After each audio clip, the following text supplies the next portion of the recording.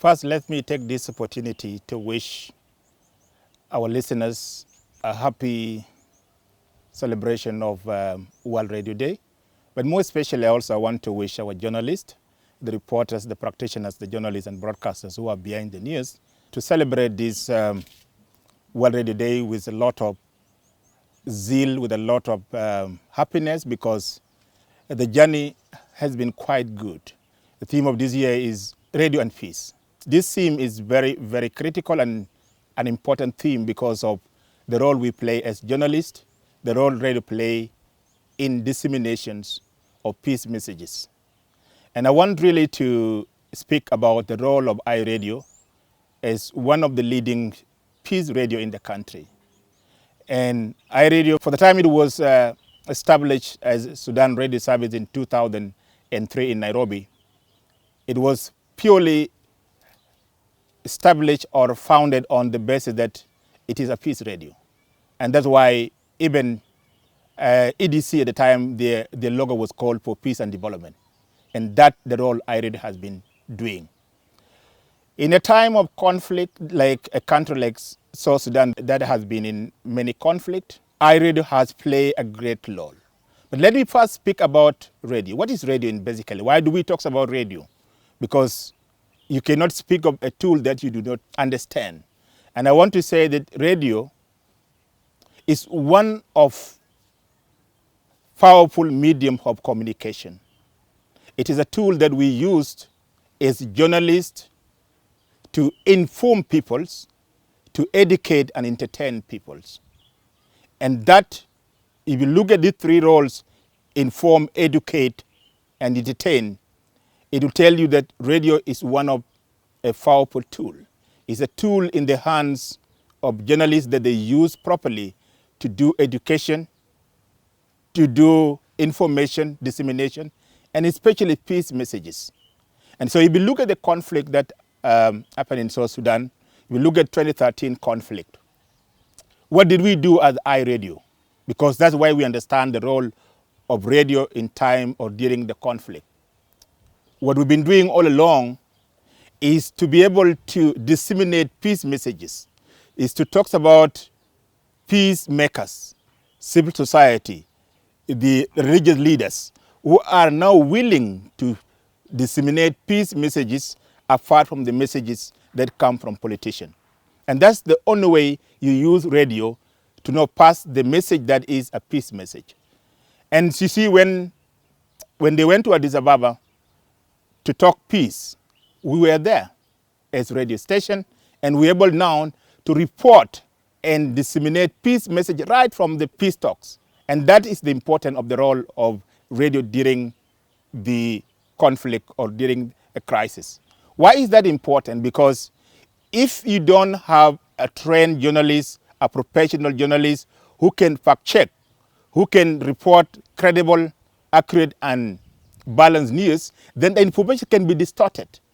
But when you have credible journalists who are highly trained and they are able now to report information that are verified, information that are balanced, information that are credible and accurate, then you become a trusted medium of communication. And that is what iRadio has done for these years.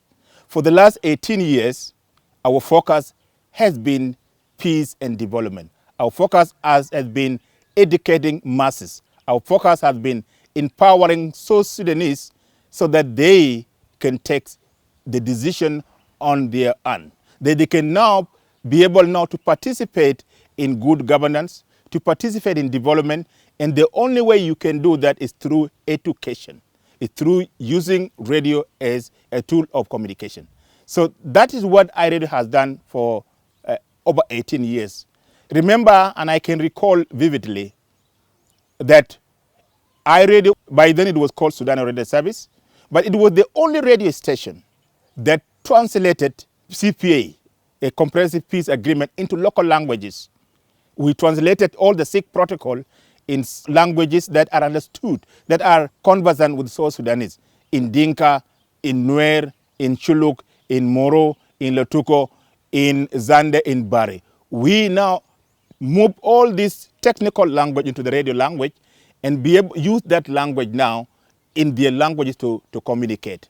And when the general election came in 2010, we were there as radio station to disseminate the importance of good governance, the importance of democracy, and that was the only election that was done in the country. When referendum came, we were there now to disseminate, to educate people, to inform people about referendum, about self-determination, why they should choose for this or for that. It was basically to educate them.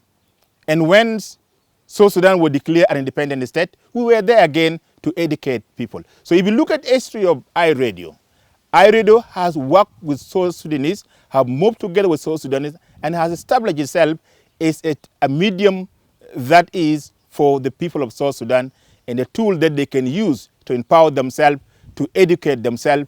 I remember last week, a listener called in and said, "Thank you, iRadio. It is through iRadio that I mastered the language. It's through iRadio that I learned my Arabic." So it tells you that radio can be used to educate people. It can be used for education purposes. And that's why in journalism you have the three functions: information, education, and then entertainment. So that is basically what I want to say about the role of radio during conflict, is to educate, to inform people. But that education must be an information that is balanced, that is accurate, that is credible. And if that is credible, then people now get attached to their radio station. People own the information and you empower them. And that is what we are doing at iRadio. This year, 2023, we are going to celebrate this year a year of hope, because we just received 3 religious men that came into our country. And these 3 religious men, they were led by Pope Francis. And the message that he left to people of South Sudan is hope. Have hope. And that's why radio again become important, because it become a voice for voiceless. It is a voice for voiceless. You give young people opportunity to dialogue, to engage, to discuss about their future, discuss about education, to discuss about their life. That's what you do. So as we receive the message of Pope, and he leave us with the message of hope, it is important that as we celebrate this year on Monday, February 13, 2023, let us keep hope and encourage journalists to continue to make sure that the information that they are communicating, the information that they are disseminating, let it be a balanced information, let it be a credible information, let it be an information that can be relied on, so that you become an identity with the people. So I want to say happy World Radio Day, and God bless you.